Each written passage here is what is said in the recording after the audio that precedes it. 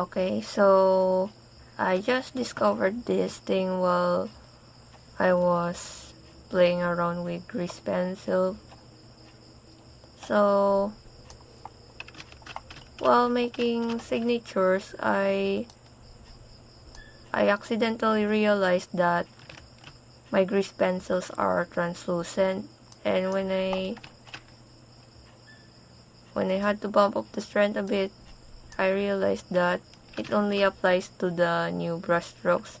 So what about my old translucent brush strokes? Here's one solution that I saw. So first, let's add the modifier, tint, and set this thing to black and bump it up until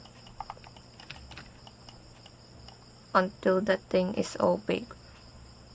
So if you have another way to solve this, you can share it down in the comments, because so far this is the only method that I know on when you accidentally set the brush strength to a translucent one.